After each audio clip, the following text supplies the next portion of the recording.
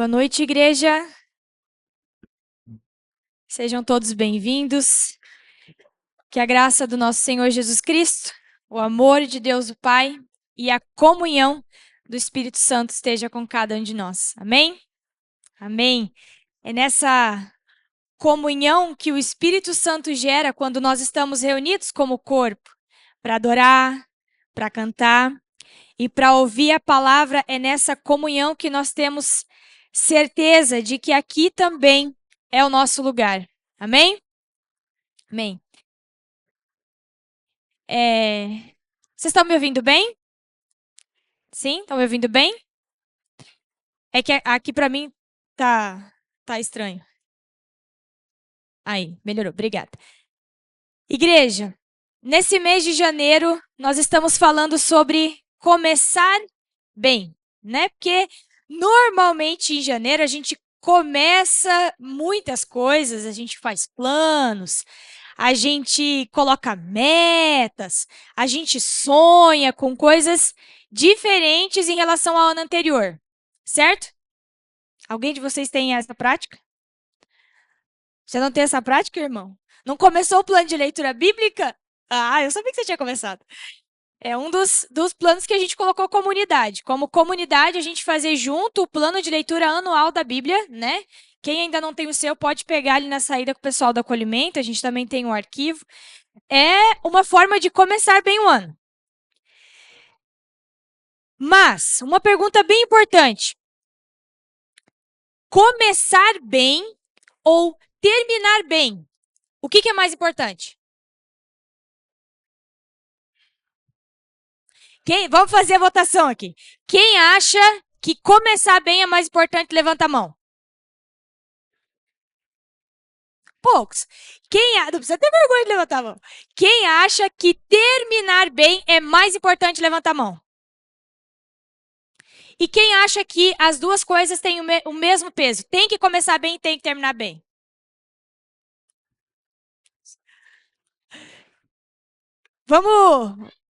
Vamos ver até o final da pregação se alguém muda de ideia ou se a gente permanece na mesma linha de raciocínio.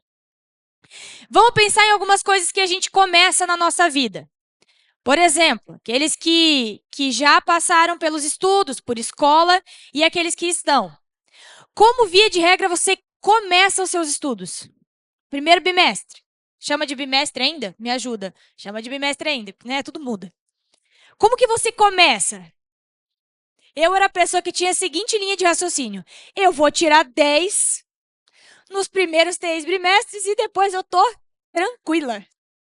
Mas como eu era extremamente competitiva comigo mesma, eu tinha vontade de tirar 10 em todos, né? Mas Jesus tratou isso, podem ficar tranquilos. Mas tem pessoas que pensam assim, não, né? Primeiro bimestre, tá começando, tá tranquilo. Aí no final do ano tem que correr atrás do prejuízo. É uma forma de começar. Faculdade. Quem aqui já fez uma faculdade, um curso superior, um curso técnico? Ou tá fazendo? Como que você começou isso? Começou dedicado, começou empenhado, começou pensando, nossa, o que que eu vou aprender? Para aqueles que vão começar a faculdade esse ano, aqueles que ainda não sabem o que vão fazer de curso, aqueles que estão cursando, começa naquela sede, naquela curiosidade. Como é que você começa? Trabalho. Quem aqui começa bem em trabalho? Fez a entrevista, deu o seu melhor na entrevista, que precisava do emprego, precisava do salário e começa todo empolgado. Cadê aqui? Deixa eu explanar o Vinícius. Ontem a gente estava brincando com o Vinícius, começou no emprego novo, empolgadaço, feliz, todo animado. Falei, continua assim, Vinícius. Permanece. Falei para ele, a palavra do culto de amanhã é para você. Porque a gente vai falar justamente sobre isso, esse começo e como a gente termina. Via de regra, no trabalho a gente começa bem, né? A gente começa empolgado. É algo novo, você não conhece a equipe, você não conhece as pessoas, você não conhece os problemas. Relacionamento. Como que a gente começa nossos relacionamentos? Como que a gente começa um namoro? Ah, vislumbrado, fascinado, dando presente, agradando, falando palavras bonitas. Não é assim? A maioria começa muito bem. Quem já é casado? Como que começou essa caminhada de relacionamento conjugal? Como que construiu esse casamento? E as suas amizades? Como é que você começa as suas amizades? Como é que você escolhe os seus amigos? Se é que a gente escolhe amigos. Às vezes amigos simplesmente surge, né? Deus simplesmente traz pra gente. Como que a gente começou o ano? A gente já tá aí, passamos da metade de janeiro, já dá pra dizer se a gente começou janeiro bem ou não, certo? Quem está sendo fiel, por exemplo, no seu devocional? Quem está sendo fiel no Orando em Família, no plano de leitura bíblica? Quem decidiu cuidar da saúde? Foi só a primeira semana ou continua indo? Alguém postou no início do mês um videozinho sobre academia. Primeira semana do mês, academia lotada, cheia de gente. Dei nem aparelho para fazer exercício e depois vai reduzindo, né? Como é que você começou? Propósito de cuidar da saúde. Tá cuidando da saúde? Ainda é, hoje é dia 18, né? Ainda é só 18 de janeiro.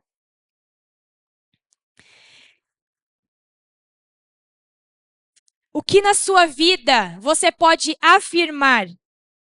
Comecei bem. Consegue dizer? Você mesmo, seja bem sincero. Talvez você viveu muitas situações, muitos relacionamentos, muitas amizades, cursos, preparações, capacitações. Talvez você já passou por muitas coisas na vida. O que você pode afirmar? Comecei bem. Como isso permanece hoje? Aquilo que tu começou bem, como que está hoje? Continua bem? Tu tem a mesma dedicação do início, a mesma empolgação do início, a mesma alegria do início? Continua bem? Ah, glória a Deus. Fiquei feliz com isso.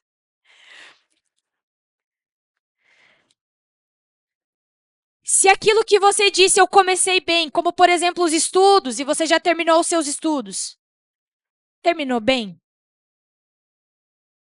Como que você terminou? Aquilo que você já começou bem e terminou, você consegue dizer terminou bem? Você tem convicção disso? Como você terminou a sua escola? Como você terminou os seus relacionamentos? Esse é da pastora. Esse é da pastora. Desce lá, Isa. Como você terminou, por exemplo, a sua faculdade? Porque muitas vezes a gente entra num curso de faculdade para se tornar um profissional, certo? Como você terminou? Com excelência? Como um profissional que sabe empregar aquilo que aprendeu?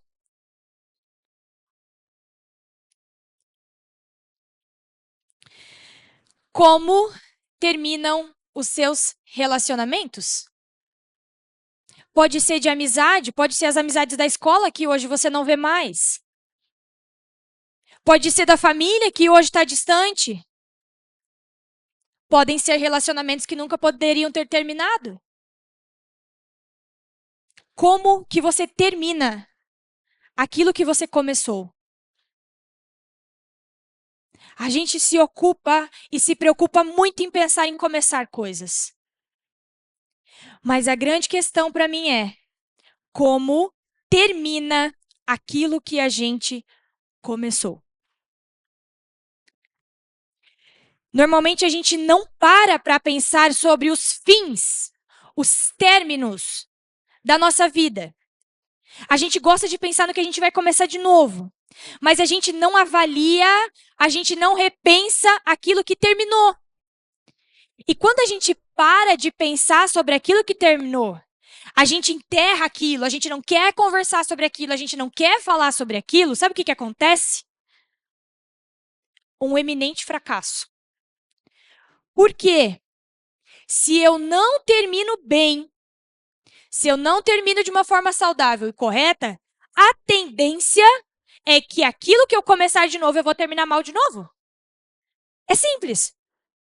Se eu não reflito, se eu não penso sobre aquilo que eu terminei antes, se eu terminei bem, se eu terminei no tempo certo, se eu terminei de uma forma saudável, porque muitos momentos de fim na nossa vida, isso pode ser uma saída de um trabalho, isso pode ser uma mudança de cidade, isso pode ser amizades que se afastaram da gente, isso pode ser relacionamentos que terminaram. Se eu não paro e penso o porquê terminou e como terminou, se eu não reflito sobre isso, e se aquilo não foi um bom fim, a chance disso se repetir na nossa vida com frequência é muito grande. E isso é muito sério. Eu vou dar alguns exemplos aqui de personagens bíblicos que começaram e terminaram de formas diferentes. Por enquanto, a gente não vai abrir a Bíblia, porque são vários. Adão, por exemplo. A gente pode dizer que na Bíblia, né, por ter sido criado sem pecado, perfeito, Adão teve o melhor começo. Mas Adão teve um grande deslize. Bem sério, que foi o pecado. E, sinceramente, a Bíblia não deixa tão claro como que Abraão terminou. Como que estava o relacionamento, por exemplo, de Abraão com Deus no fim da sua vida. A Bíblia não esclarece isso, mas ela esclarece muito bem que antes do pecado o relacionamento deles era muito bom. Que Adão caminhava com Deus todo final da tarde no Jardim do Éden. Começou bem, mas vem o pecado, vem a queda e esse relacionamento muda. Jacó. Para quem está fazendo o plano de leitura, a gente está vendo a história de Jacó. Jacó começou mal, bem mal. Jacó era alguém de um caráter extremamente duvidoso. Alguém que enganava os da sua própria casa e os da sua própria família. O nome dele significa enganador. Jacó significa enganador. Aquele que segura o calcanhar. Mas Jacó também foi enganado. E depois de anos, Jacó tem um encontro com Deus. E aí a gente começa a ver uma mudança em Jacó, inclusive no seu caráter e na sua postura diante da sua família. Jacó termina bem. Jacó termina abençoando seus filhos. Por mais que os filhos tiveram brigas e tiveram um monte de coisa, Jacó termina conseguindo abençoar todos os filhos. Terminou bem. Começou mal. Davi. O rei Davi. Alguém que começou bem. Começou muito bem. Foi crescendo, foi aprendendo, foi amadurecendo, se tornou rei. Cometeu alguns erros gravíssimos no meio da vida. Principalmente com relacionamentos familiares. Esposa e filhos. Mas Davi, nesses problemas todos da vida, aprendeu, foi lapidado por Deus e terminou bem. Davi termina bem. Apesar de tudo que acontece na história dele, ele termina bem. Começa bem, termina bem. Mas a vida dele não foi simples, não foi um mar de rosas. Não foi um exemplo a ser seguido em tudo. Aí vem o filho de Davi, o Salomão. Salomão começa muito bem. Era jovem, era novo, e Deus fala para ele: O que você quer, Salomão? E ele fala: Quero sabedoria. E Deus fica feliz que Salomão pediu sabedoria. E ele começa bem, sábio. Constrói o templo de Israel, constrói palácio, faz uma grande riqueza. Mas Salomão deixa que as suas riquezas, que as suas mulheres, que os seus caprichos vão o afastando daquela sabedoria. E ao final da vida, a gente já não sabe se Salomão era ainda reconhecido por sabedoria ou não, como era no início. Começou muito bem, mas podia ter terminado muito melhor se tivesse permanecido naquela sabedoria que Deus tinha dado a ele. O apóstolo Paulo, um exemplo do Novo Testamento. Como que o apóstolo Paulo começa? Bem ou mal? Mal. As pessoas temiam Paulo. Paulo era um perseguidor. Paulo matava cristãos. Mas ele tem um encontro com Jesus. Jesus mesmo aparece diante de Paulo. Ele é convertido ao evangelho e se torna um dos missionários, maiores missionários ali do Novo Testamento, do tempo bíblico. E termina bem. Termina muito bem, apesar de ter começado Muito mal. Viram como existe diferenças? Pessoas que começam bem, terminam mal. Começam bem, têm problemas no caminho, mas terminam bem. Começam mal, terminam bem. Todos esses exemplos a gente tem na Bíblia. Talvez você vai olhar para a sua história e pensar, comecei bem. Como é que eu faço para continuar bem? Vai lá e olha os exemplos que estão nesse sentido na Bíblia. Talvez você vai dizer, mas eu não comecei bem, como Davi.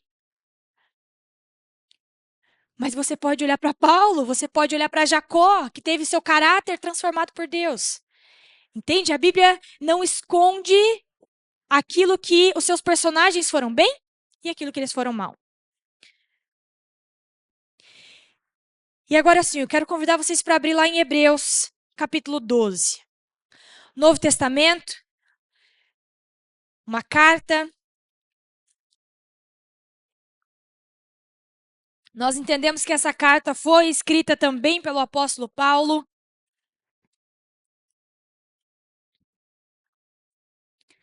Hebreus, capítulo 12, versículo 1.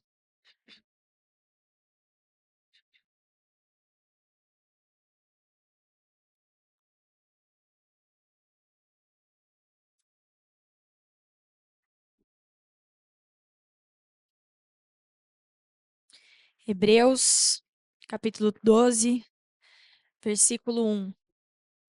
Amém. Misericórdia. Amém. Igreja, no capítulo 11, um capítulo antes, ele está listando os heróis da fé. Assim como eu fiz aqui e dei exemplos de pessoas, personagens bíblicos, de como eles viveram a sua vida de forma bem simples, Paulo está listando aqui os heróis da fé em como eles foram na sua caminhada de fé diante de Deus. E depois de falar de todas essas pessoas, vem o capítulo 12, então. Versículo 1, que diz assim: Portanto, ou seja, olhando para todos os exemplos da Bíblia, vamos olhar para os exemplos que eu citei aqui, esses personagens que começaram e terminaram de forma diferente. Portanto, também nós, e você pode se colocar aqui nesse nós, também nós, igreja. Uma vez que estamos rodeados por tão grande nuvem de testemunhas, livremo-nos de tudo que nos atrapalha e do pecado que nos envolve, e corramos com perseverança a corrida que nos é proposta, tendo os olhos fitos em Jesus, autor e consumador da nossa fé. Ele, pela alegria que lhe foi proposta, suportou a cruz, desprezando a vergonha, e assentou-se à direita do trono de Deus. Pensem bem naquele que suportou tal oposição dos pecadores contra si, para que vocês não se cansem e nem desanimem. Até aqui por enquanto. Como percorrer a vida, passar por dias bons e maus e terminar bem. Para mim, o segredo está no conselho de Paulo aqui, nessa carta aos Hebreus. Tendo os olhos fitos em Jesus. Fitos significa fixos, firmados. Olhem fixamente para Jesus. Esse é o conselho de Paulo. Para caminhar pela vida, para olhar tudo ao nosso redor, ele está dizendo, olha a nuvem de testemunhas que Deus deu. Essas testemunhas estão listadas para a gente aqui na palavra dele.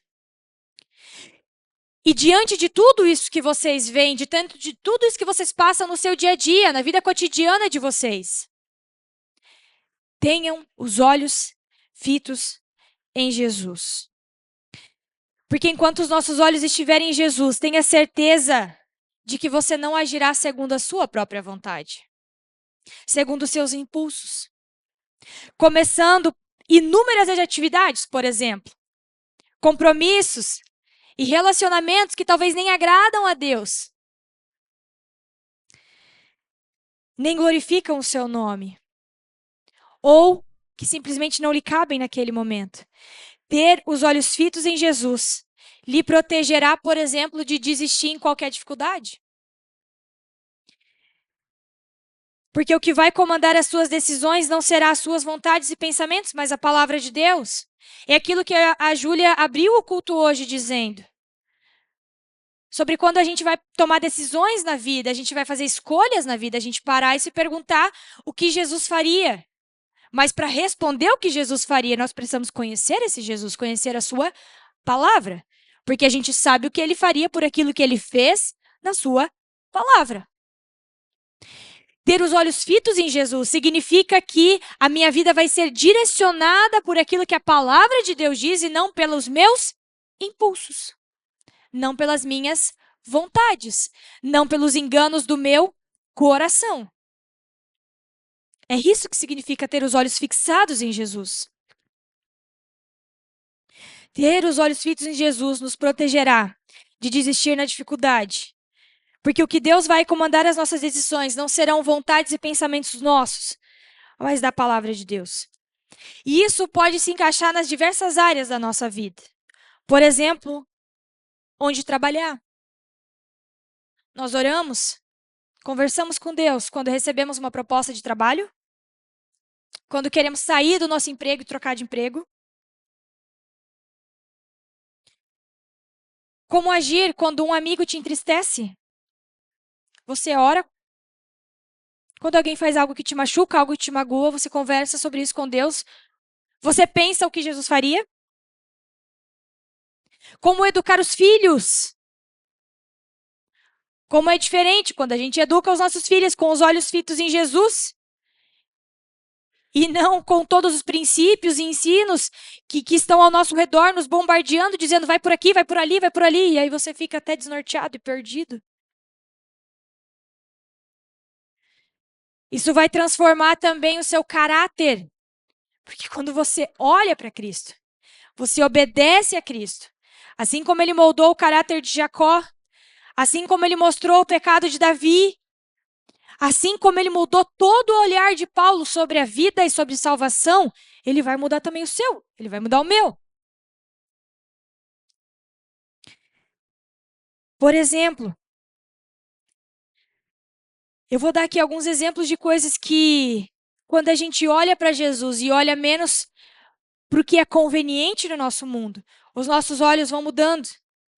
Como sonegar impostos, como dirigir sem carteira de motorista, como ser desonesto com o cliente para se dar bem, para conseguir aquele cliente. Como mentir para um patrão para conseguir uma folga, para conseguir faltar no trabalho. Ou faltar no trabalho simplesmente porque tem uma outra programação. Ou está muito cansado.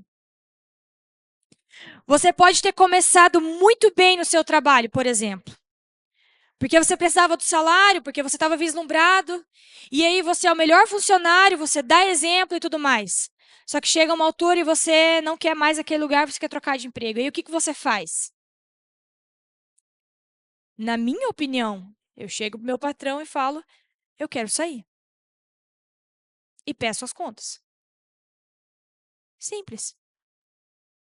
Talvez ele pode fazer uma proposta, talvez pode conversar e tudo mais, com honestidade.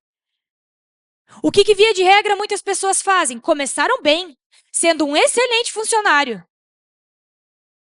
Mas aí viu uma outra proposta e quer sair de emprego, mas quer sair com um monte de benefício. E aí faz de tudo para ser mandado embora. Isso mostra o nosso caráter. Ah, vou fazer corpo mole. Ah, vou começar de faltar. Ah, vou dar uma sacaneada aqui. Isso mostra o nosso caráter. Isso mostra se ali no nosso trabalho a gente está andando e com os olhos fitos em Jesus, obedecendo a Jesus ou não. Você pode ter começado muito bem, mas se você fizer isso, o que vai marcar você naquele lugar não é a forma como você começou, mas a forma como você terminou. Ou você contrataria alguém que poderia começar muito bem, mas terminaria como te sacaneando, sendo desonesto. Você gostaria de trabalhar com alguém assim? Quando a gente fala de começar bem e terminar bem, sim, ambos têm que andar juntos. É apenas um exemplo, mas você pode colocar isso talvez em outras áreas da tua vida. Olha para a tua vida. Que corrida você tá correndo hoje? Paulo vai dizer aqui: livramos do pecado que nos envolve e corramos com perseverança a corrida que nos é proposta. Qual corrida você está correndo hoje? Eu vou dar um exemplo meu de casa. Uma das corridas que a gente corre é educar filhos. E tem horas que a gente se olha e fala assim, a gente faz o quê? Como é que a gente vai proceder com isso?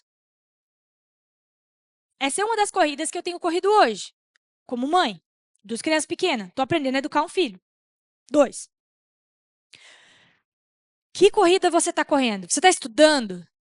Está trabalhando? Está fazendo carreira? Está buscando uma formação? Está formando família? Está mantendo um bom casamento? Está criando filhos? Cultivando amizades? Começando um negócio? Como está a sua corrida nessas diversas áreas? Você consegue ser sincero consigo mesmo e dizer se você começou bem, está correndo bem e vai terminar bem? Consegue ser honesto consigo mesmo, com a sua própria caminhada diante de Deus?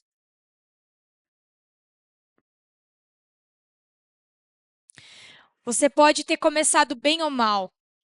Aquilo que já passou, você não vai conseguir mudar. Por exemplo, para que ano que você vai, Clarinha?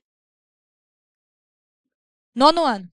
Você não consegue mudar a tua corrida no 8º ano. Como você começou, como você viveu e como você terminou o 8º ano. Mas você consegue refletir e pensar. Se você terminou, começou e correu bem ou mal, e você tem a oportunidade de fazer diferente agora, no 9º ano. Entenderam?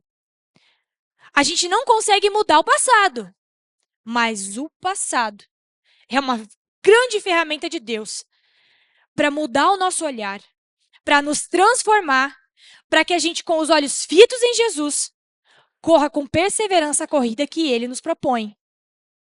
Comece e termine bem. Se tu já começou e precisa de uma transformação nessas corridas que você está correndo, aí Paulo dá uma dica sobre isso. Eu vou ler de novo o texto. Portanto, também nós, uma vez que estamos rodeados por tão grande nuvem de testemunhas, livremo-nos de tudo que nos atrapalha e do pecado que nos envolve. Livremo-nos de tudo que nos atrapalha e do pecado que nos envolve. O que tem te atrapalhado a terminar bem aquilo que você começou? Lembra que eu falei que a gente precisa refletir sobre os fins, os términos da nossa vida? Porque a gente precisa saber se aquilo foi ruim, se foi algo que não agradou a Deus, se foi algo que machucou pessoas ou a mim mesmo, e se perguntar o que houve. Paulo vai dizer: livre-se de tudo aquilo que atrapalha e do pecado. E aí, eu vou dar um exemplo aqui muito bobo, mas para vocês entenderem. Eu não posso me livrar dos meus filhos. Porque a gente pode pensar assim, vou me livrar daquilo que me atrapalha. As pessoas. São elas que me atrapalham. Não é, vamos ser bem sinceros. Não é isso que, via de regra, nós pensamos? A gente tem muito mais facilidade de olhar para o outro. É o outro que me atrapalha, é o outro que erra, é o outro que falha, é o outro que tem problema. É o meu chefe que não me entende. Entenderam? É o outro que fez isso, que fez aquilo. A gente olha para um trabalho e culpa o chefe por aquilo que não deu certo. A gente olha para a faculdade e diz: mas o curso estava muito difícil. A gente fala para aquela matéria que a gente não está indo bem para a escola, mas o professor não sabe explicar direito. Para os nossos relacionamentos que se encerram: mas o outro fez isso, o outro fez aquilo. E de fato, claro, os outros erram com a gente. É óbvio. Mas nós também somos outros na vida de alguém. Né? A gente também vai errar com pessoas. Mas, queridos, a gente não tem o poder de mudar o outro. Mas Deus tem um grande poder de mudar a gente. O Espírito Santo tem um grande poder de tirar os nossos olhos do que o outro fez de errado e, com os nossos olhos em Cristo, mostrar o que tem atrapalhado a gente mesmo, os nossos pecados, as nossas falhas, os nossos erros. O Espírito Santo tem todo o poder para transformar essa corrida para não terminar mal. Para isso, como Oswaldo disse, a gente precisa estar de coração aberto, dizendo: Deus, ó, eis-me aqui. O que o Senhor precisa mudar em mim? Eu quero terminar bem esse ano. Eu quero terminar bem a minha faculdade para me tornar um excelente profissional, para te glorificar por meio da minha profissão. Eu quero terminar bem as minhas amizades. Eu quero terminar bem os meus relacionamentos. Hoje pela manhã, eu não sei quem aqui, nem todo mundo conhece o seu Altamir. Ele é um senhor aqui da comunidade que tem 87 anos. E essa semana ele perdeu sua esposa de problema cardíaco. Eu fui visitar ele hoje pela manhã. Eles tinham 43 ou 44 anos de casado. E ele falou: pastor, agora vai ser difícil ficar sozinho. Eu falei: eu imagino, seu Altamir. São 40 e tantos anos de parceria. Que ele pode dizer: terminamos bem. Tinha paz na nossa casa. Entende? Eu vou dar outro exemplo de alguém que não está aqui hoje, mas eu sei que ele não se importa, que é o pastor Irno.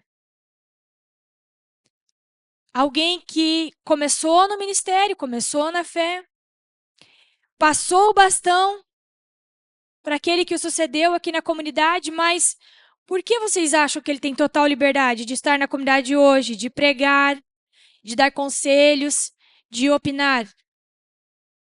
Porque ele tem terminado bem. Porque se ele tivesse tido conflito, brigas, no final do seu ministério, no final do seu pastorado, talvez ele nem pisaria o pé aqui. Que grande exemplo de terminar bem. Nós temos mais exemplos aqui. Como você termina aquilo que se encerra, os ciclos que têm se encerrado na sua vida, como tem terminado? Isso é muito sério, igreja. Por quê? Isso é muito sério. Se você tem sempre terminado mal aquilo que você começa, tome cuidado para não terminar também a sua caminhada, terminar mal também a sua caminhada de fé. Se todos os teus relacionamentos terminam mal, se no trabalho você sempre tem o que reclamar e sempre sai mal com toda a sua equipe lá da onde você trabalha, se com a tua família sempre está mal, tome cuidado. Tu é um forte candidato a terminar bem a sua caminhada com Cristo. Terminar mal, desculpa, a sua caminhada com Jesus. Por quê? Porque falta o Espírito Santo estar lapidando você por inteiro. A gente chama isso de processo de santificação. Onde Deus vai tirando de nós aquilo que é próprio nosso, do pecado que habita em nós, e vai colocando um pedacinho de Cristo, digamos assim. Nos moldando para sermos mais parecidos com Cristo e menos parecidos com a marca do pecado que está em nós. Isso vai transformar a forma como você termina as coisas. O que tem te atrapalhado? Talvez o que te atrapalha é o seu caráter duvidoso. Talvez é o seu jeito grosseiro de lidar com as pessoas. Talvez o seu ego que gosta de ser mais do que os outros. Ou a sua baixa autoestima que não te deixa permanecer em nada, arriscar em nada. Talvez a sua vontade de se dar bem sem fazer sacrifícios. De ter tudo sem lutar por nada. Talvez o teu medo te paralise e você não tem coragem de enfrentar as batalhas quando elas se tornam difíceis.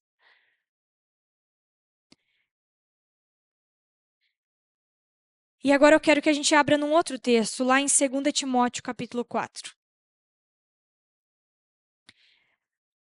2 Timóteo, capítulo 4.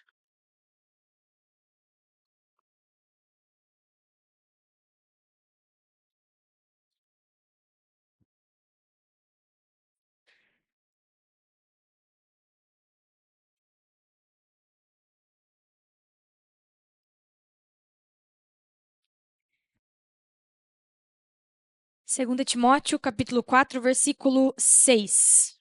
6 a 8. Na Bíblia do Discipulado tem um estudo bem no início do grupo de discipulado que perguntava assim: qual é o seu maior sonho? E eu nunca vou esquecer quando eu respondi pela primeira vez aquela pergunta. Qual é o seu maior sonho? E com toda a sinceridade, o meu maior sonho é poder dizer o que Paulo diz aqui, no final da vida. 2 Timóteo, capítulo 4, versículo 6.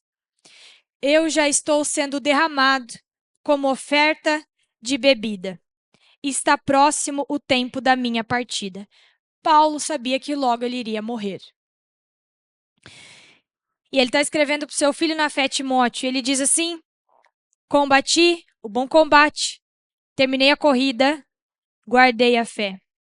Agora me está reservada a coroa da justiça, que o Senhor, justo juiz, me dará naquele dia. E não somente a mim, mas também a todos que amam a sua vinda. Nosso maior sonho, igreja, deve ser terminar bem a corrida da vida. E o que é terminar bem? Terminar com Jesus.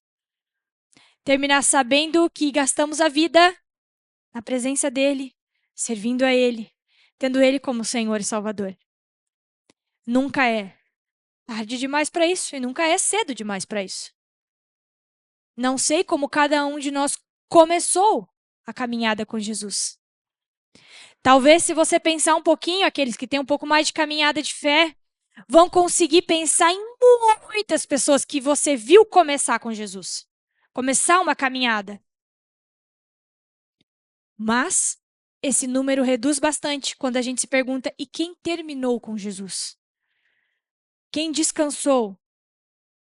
Quem morreu confiante em Cristo Jesus? Eu quero ser uma dessas pessoas que chega ao final da vida.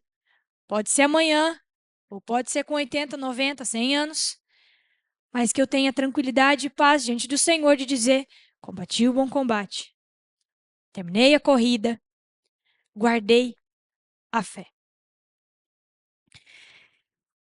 3 coisas que eu queria que a gente ficasse no coração. Tire os seus olhos de si mesmo e das coisas desse mundo. Ponha teus olhos em Cristo. E para que os nossos olhos estejam em Cristo, nós precisamos estar sempre lendo a palavra de Deus, estudando essa palavra, para a gente saber o que significa ter os olhos em Jesus. Segunda coisa, abandone hábitos que não glorificam a Deus e que te fazem ter um caráter duvidoso. Livre-se do pecado. Eu citei aqui alguns exemplos que hoje na nossa sociedade são comuns e aceitáveis, mas que são exemplos de mau caráter. Você pode pensar em outros. Deixa o Espírito Santo falar a você também. E o terceiro, comece bem, aprenda e seja moldado por Deus durante o caminho. E assim, você terminará bem, mesmo errando no processo. Quero convidar o Ministério de Música. E sim, igreja, a gente vai errar no processo. A gente vai falhar no processo. Um dos maiores exemplos para mim, pessoais, é Davi. O homem que ficou conhecido como homem segundo o coração de Deus, mas que errou no processo. E ainda voltando lá para a palavra de Hebreus. Eu vou ler mais uma vez. Pensem bem naquele que suportou tal oposição dos pecadores contra si mesmo, para que vocês não se cansem e nem desanimem. Para muitos, igreja, para os religiosos da época, quando Jesus estava pregado na cruz, era sinal de que ele estava terminando mal. Porque aquele que era crucificado era entendido como maldito de Deus.